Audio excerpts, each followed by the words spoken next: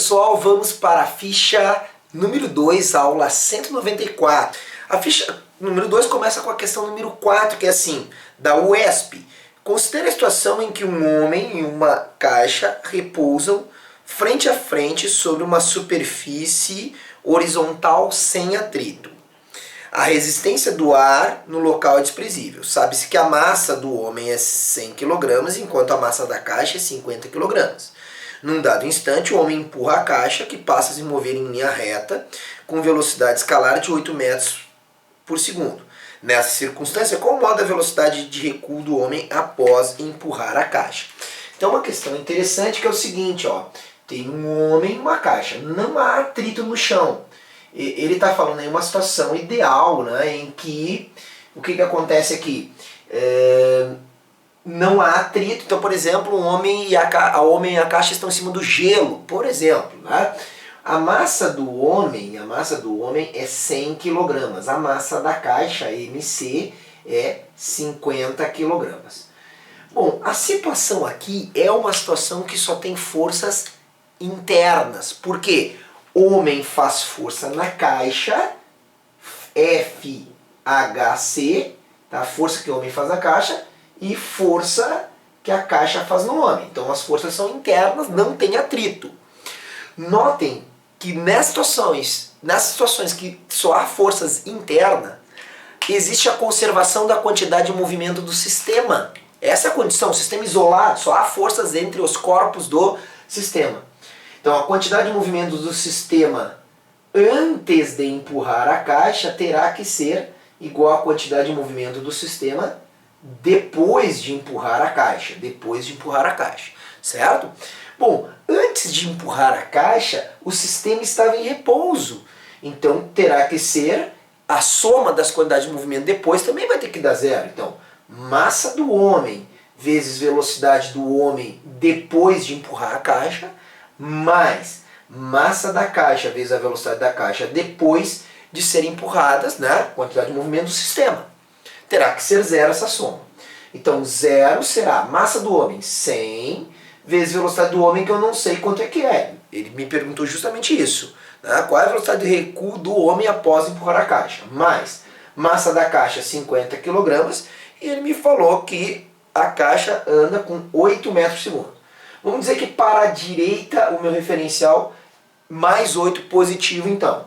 Então, 0 é igual a 100, VH é igual. 5 vezes 8 é 40. Então, 50 vezes 8, 400.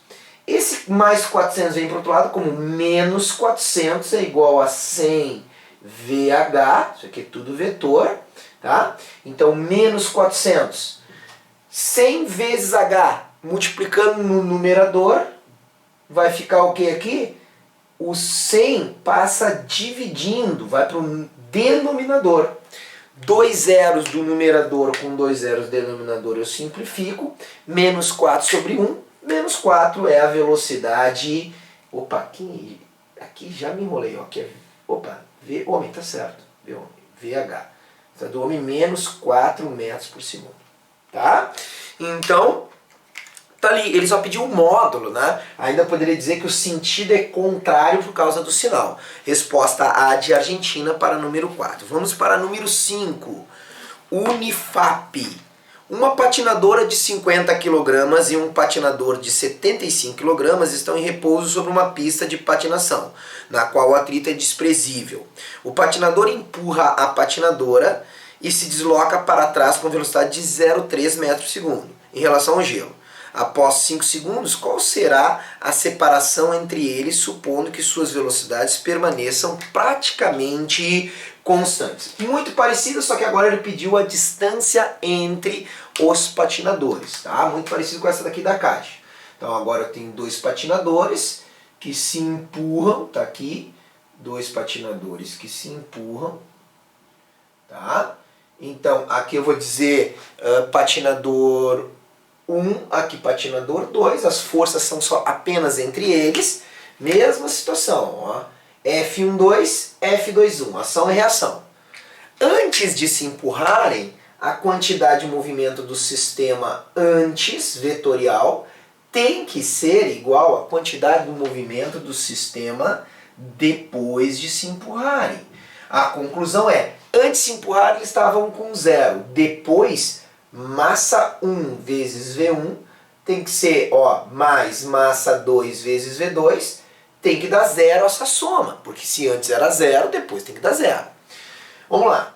Então é dito assim, o patinador empurra a patinadora e se desloca para trás com velocidade 0,13. Então, o patinador tem 0,3 metros por segundo de velocidade. Então, tá aqui a velocidade, eu vou dizer que para a direita é positivo, então a velocidade do patinador é 0,3 metros por segundo de velocidade. Quanto será a da patinadora? Então, vou botar aqui. M1, massa da patinadora eu sei, 50. Velocidade dela eu não sei. Mais massa do patinador é 75 vezes o 0,3. Tá? Então, 0 é igual a 50 vezes V1. 3 vezes 75 dá quanto? 2 vezes 75 dá 150 mais 75, 225. Então isso aqui vai dar 22,5. Vai para cá com menos 22,5 é igual a 50 vezes V1. Tá aqui. A velocidade dela vai ser 22,5 dividido por 50. Tá? Então isso aqui vai ser o V1. Então a velocidade da patinadora, isso aí vai dar quanto? Isso vai dar 0,45. Tá? 0,45 essa com sinal negativo. Então a velocidade da patinadora 0,45 metros por segundo. Tá? Se realizar essa conta aqui, tu vai encontrar então esse valor, 0,45, certo? Bom, então agora eu já sei a velocidade do patinador e a velocidade da patinadora, menos 0,45 metros por segundo. Agora eu vou ter que saber qual é a velocidade relativa. Lembra como fazer a velocidade relativa? Sentidos contrários, a velocidade relativa é a soma dos dois módulos.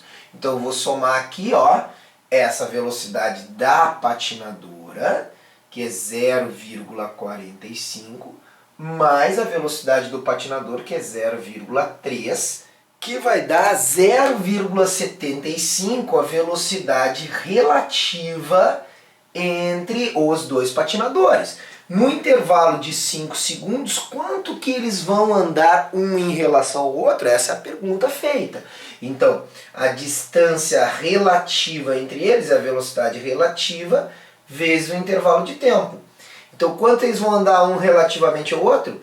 0,75 vezes 5 segundos. Tá? 5 segundos. Isso aqui vai dar 3,75 metros, é o que um anda em relação ao outro. Tá bom? Então ali fechou a alternativa E de Equador. Então nós temos duas partes na questão. Nós temos uma parte aí de conservação da quantidade de movimento e outra parte de velocidade relativa entre os patinadores. Então vamos agora para a questão número 6 da FUVEST São Paulo. Diz assim, um gavião avista abaixo dele um melro. E para apanhar, nem sei que bicho é esse, melro, vou até procurar. E para apanhá-lo, passa a voar verticalmente, conseguindo agarrá-lo.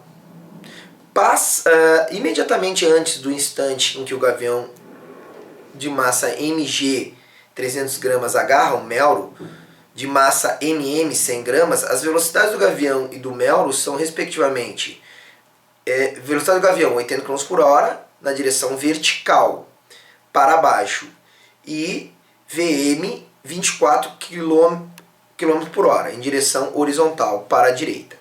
Imediatamente após a caça, o vetor velocidade u do gavião que voa segurando o melro forma um ângulo alfa com um plano horizontal tal que a tangente de alfa é aproximadamente quanto?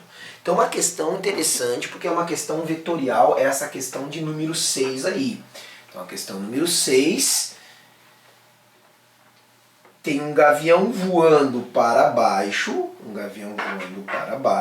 tá? De maneira que está aqui na questão número 6, quem não tem o livro acompanha aí, a velocidade do gavião para baixo, a velocidade do Melro para a direita, só pode ser um pássaro, não pode estar no chão, está voando e o gavião vem e pega esse outro animal aqui. E depois, ele diz aqui, ó, depois que o gavião pega, a velocidade do conjunto é para cá, ó, e a velocidade V é um vetor U, inclusive ele chama de U. E aqui então tem um ângulo que ele chama alfa aqui, tá? Bom, nós temos aqui o princípio da conservação da quantidade de movimento do sistema. O somatório vetorial desses dois vetores, quantidade e movimento, tem que se conservar. Então eu tenho uma quantidade de movimento antes. Qual é a quantidade de movimento antes do gavião? É a massa do gavião vezes a velocidade do gavião. E aí eu tenho uma quantidade de movimento também aqui desse animal, que eu descobrirei o que é a massa m vezes a velocidade de m. Vetorial. Então, notem que eu vou ter que fazer uma soma desses dois vetores e essa soma vai ter que dar esse vetor aqui. Então, por quê? Porque a quantidade de movimento antes desse cara, Q do gavião mais do Melro, vai dar a quantidade de movimento final total, que é a QU, na mesma direção. Então, eu tenho uma massa total aqui, QU, uma massa total, que é mg mais mm vezes u. Então a soma desses dois vetores vai ter que dar esse vetor aqui. Beleza? Notem que esses dois caras estão perpendiculares entre si. Tu lembra como fazer a soma de dois vetores perpendiculares? Não é tão difícil. Aqui, nota que eu tenho essa quantidade de movimento do gavião. Tá? Eu tenho que vale quanto? Vale a massa do gavião 300 eu vou botar aqui 0,3 quilogramas. Eu vou deixar em quilômetro por hora mesmo, tá? Então, vezes 80. 0,3 vezes 80, 24 quilograma vezes quilômetro por hora. Essa é a quantidade de movimento do gavião. Agora, a quantidade de movimento do Melro vai ser o quê? A massa dele é 100 gramas, 0,1, vezes a velocidade, que é 24, vezes 24. Então isso aqui vai dar 2,4 quilômetro por hora. Então agora eu quero saber o seguinte: como é que eu faço a soma vetorial de dois vetores que estão perpendiculares? Como é que eu faço isso? Nota que eu tenho aqui um triângulo, ó, eu tenho um triângulo que é dessa maneira. Eu tenho essa quantidade de movimento, mais, olha aqui, eu até vou colocar numa ordem que me interessa aqui. Que ordem que interessa? Olha só, eu vou colocar, tá vendo essa linha aqui? Eu vou colocar aqui, ó, o QM eu vou colocar para a direita, tem que ser para a direita. Eu vou colocar aqui o QU e eu vou colocar o QG para baixo. Então, QG para baixo, olha como é que eu botei. Usei regra dos polígonos aqui. Então, o QU vai ser aqui assim. Então, notem que o ângulo alfa é esse aqui. Então, se eu fizer a tangente do alfa, que é a pergunta que ele me fez, eu faço o quê? Cateto oposto, que é QG, dividido por QM. Deu, acabou a questão. Ele quer só saber a tangente θ, ele não quer saber quanto é que é o QU, tá? Então, QG está aqui, 24 quilômetro por hora. E está aqui, ó, o QM, que é 2,4 quilômetro por hora. Nota que eu deixei as unidades, porque as unidades elas se cortam aqui, ó, as unidades se simplificam. 24 por 2,4 vai dar que a tangente de alfa é igual a 10. Então nós temos aí para a questão de número 6, B de Brasil para a questão de número 6, tá certo? Então a aula está encerrada. Até a próxima aula. Aquele abraço.